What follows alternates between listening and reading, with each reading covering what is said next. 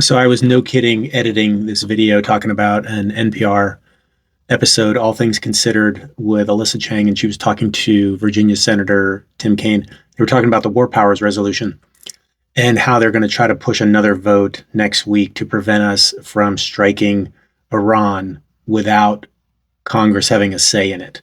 You know, before we send American military members into conflict and potential sacrifice.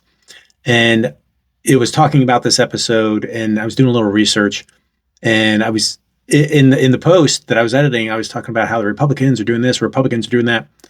I did a little bit more research. Well, it's not just Republicans who are willing to send our military service members into harm's way against Iran. Representative Josh Gottheimer, Democrat, New Jersey.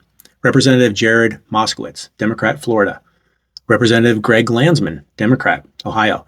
Senator John Fetterman, that guy, Democrat, Pennsylvania. They have all said that they would vote no to a war powers resolution for Iran and would allow strikes to continue. And they gave all these sorts of things about rather get rid of the weapons, and save some lives.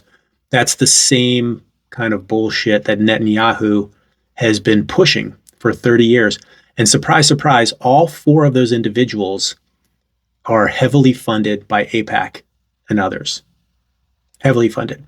And Marco Rubio is getting ready to go to Israel here in the next couple of days, probably to get a sign off on any kind of deal that we strike with Iran. It's got to have Netanyahu's approval, right? And so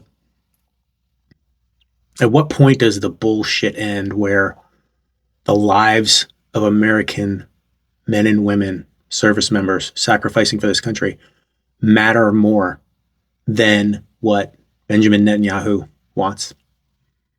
And his 30-year, campaign of Iran is this close, Iran is this close, they're this close.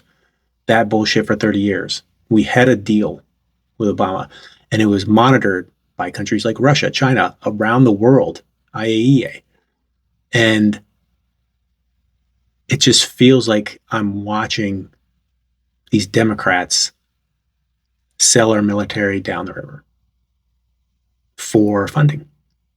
And I invite any fucking one of them to come talk to me, and we'll make that public and we'll talk about that and give me your thinking behind that of how that's okay and what you think about that much money coming into your pockets from a foreign country and potentially affecting your decisions, especially when it comes to American military service members and their lives and the risks to them and the risk to people throughout Europe from proxy group attacks if we strike Iran.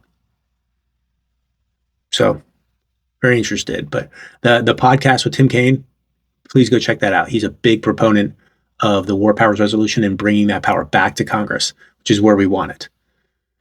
But some of these Democrats, not so much. So, and as always, go check out AIPAC Tracker and find out where their money's coming from as a G-side continues. It's not over. As a G-side continues in Gaza. Okay, thanks.